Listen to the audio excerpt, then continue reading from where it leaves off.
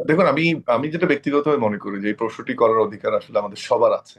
এই কারণে আমি বলছি, এবং প্রশ্নটি খুবই প্রাসঙ্গিক এবং এটা হুম, আলোচনাও করা যেতে পারে। আমি এই কারণেই বলছি যে আপনি তারেক জিয়ার, শুধু তারেক জিয়া বা জিয়া পরিবারের মধ্যে বা বিএনপির মধ্যে সীমাবদ্ধ এখন নেই। ধরে নিলাম, আল্লাহ মাফ করুক, যে খালেদা জিয়ার কোনো সমস্যা হলো, হুম, সেক্ষেত্রে কিন্তু এই দেশের ভরসার জায়গাটা হয়ে উঠবেন তারেক রহমান। এটা আমি একটু আপনাকে আন্ডারলাইন করতে বলবো।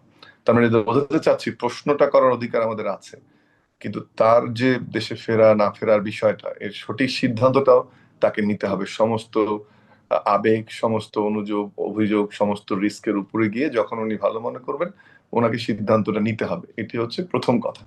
এবং সেখানে আমি মনে করি যে সবার, অনলাইন অফলাইনে, আমাদের সবার অধিকার আছে তারেক রহমানকে জিজ্ঞেস করার যে উনি কবে দেশে ফিরবেন। কিন্তু যেটা করা যাবে না, এই দেশে ফেরার নামে ওনাকে প্রশ্নবিদ্ধ করে সমালোচনাটা করাটা আমি মনে করি অন্যায়, কিন্তু প্রশ্নটা করা অন্যায় নয়। দ্বিতীয় যে বিষয়টি, সেটি হচ্ছে যে আসলে কি তারেক জিয়া ফিরলে, প্রথম কথা, তারেক জিয়া একজন সাধারণ সন্তান নন। উনি এই হুম, মুহূর্তে দেশের আশা আকাঙ্ক্ষার প্রতীক, কিন্তু উনি আবেগের জায়গাটায় খালেদা জিয়া হয়তো বা। তো তাকে ওনার যে, উনি দেশে এসে অন্যান্য সাধারণ মানুষের মতো মায়ের সেবা শুশ্রূষা করতে হবে এই প্রযুক্তির দিকে, সেটি আমি ব্যক্তিগত আসলে মনে করি না। এটি হচ্ছে দ্বিতীয় কথা। কারণ আমি নিশ্চিত উনি এখন যে সিদ্ধান্তগুলোই এভার কেয়ারে হচ্ছে, প্রত্যেকটির সাথে উনি যুক্ত। আজকে যে এয়ার অ্যাম্বুলেন্সের কথা হচ্ছে, ইংল্যান্ডে যাওয়ার কথা হচ্ছে, বা আবার বলা হচ্ছে না পরবর্তীতে যাবে, মির্জা ফখরুল অন্য স্টেটমেন্ট দিলেন, যদিও তারেক রহমান একজন উপদেষ্টা বলেছেন এক কথা, মির্জা ফখরুল অন্য কথা বললেন। তো সবকিছু মিলে আসলে উনি যে যোগাযোগে থাকছেন, এটা নিয়ে আমার কোনো সন্দেহ নেই। এর আগেও যখন খালেদা জিয়াকে নিয়ে যাওয়া হয়েছে, উনি পুরো প্রক্রিয়ায় যুক্ত ছিলেন। উনি এয়ারপোর্টে এসে নিজে মাকে নিয়ে গেছেন, এবং সেটাই হওয়া উচিত বলে আমি মনে করি। তৃতীয়ত আর একটা বিষয়, যে এখন যে ধরেন টাইম টু টাইম উনি আইসিইউ তে আছেন, হয়তোবা খালেদা, তারেক রহমান গিয়ে একবার দেখতে পারেন, হ্যাঁ আবেগের জায়গাটা হুম, ভিন্ন, যে ছেলে দেশে আছেন, কিন্তু ওখানে গিয়ে বসে ওরকম মায়ের সেবা শুশ্রূষা করার সুযোগ আছে সম্মত নেই। এটা তুষার ভাই, আপনি, আমার মা, যেই থাকুক, সেই সুযোগটা ছিল না। সমালোচকদের এই বিষয়গুলো ভাবতে হবে।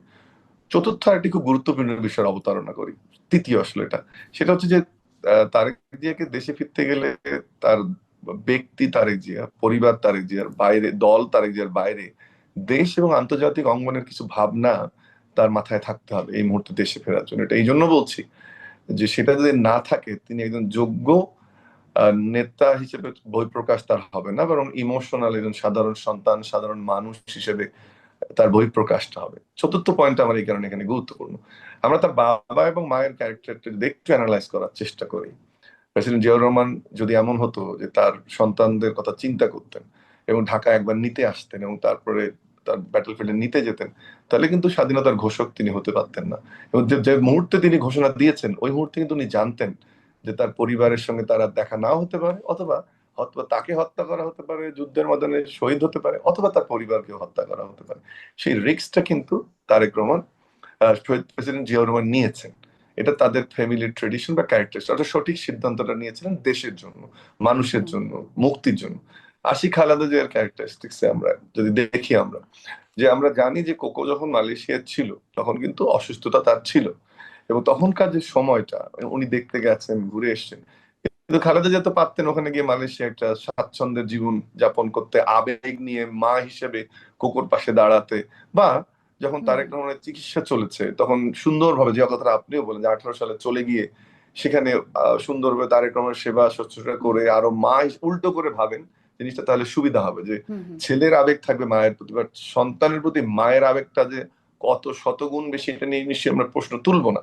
তাহলে উনিও কিন্তু চলে যেতে পারতেন মালয়েশিয়াতে বা ইংল্যান্ডে গিয়ে তারেক রহমান বা আরাফাত রহমানের চিকিৎসা করতে, দেশের গণতন্ত্র, মানুষের জন্য যখন যুদ্ধ চলছিল, ভোটের জন্য, অধিকার আদায়ের জন্য, সেটা উনি নাও করতে পারতেন।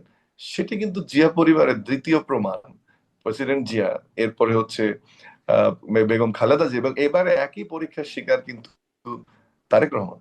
সো উনি সঠিক সিদ্ধান্ত নিবেন, যেভাবে উনি ওনার ওনার বাবা নিয়েছিল, ওনার মা নিয়েছিল, উনিও একইভাবে সঠিক সিদ্ধান্ত নেবেন বলে কিন্তু আমরা আবার বিশ্বাস মওদুদ করি। আহমদের বইতে আমরা প্রয়াত নেতা বিএনপি তিনিও এই বিষয়ে তিনি লিখছেন, আর 2008-এ তত্ত্বাবধায়ক সরকারের ওই সময়টাতে তারেক রহমান কোকো রহমানকে দেশের বাইরে পাঠানোর জন্য আমি ওই একটা বইয়ের কম্প্রোমাইজে রেফারেন্সটাকে যেতে আমার হয়েছিল। মতো করে, আমি বুঝছি, ওই বই থেকে আপনাকে বলছি আমি। মওদুদ আহমেদের ওই বই থেকে বলছি, মাহফুজুল্লাহর বই আপনি এটা পাবেন।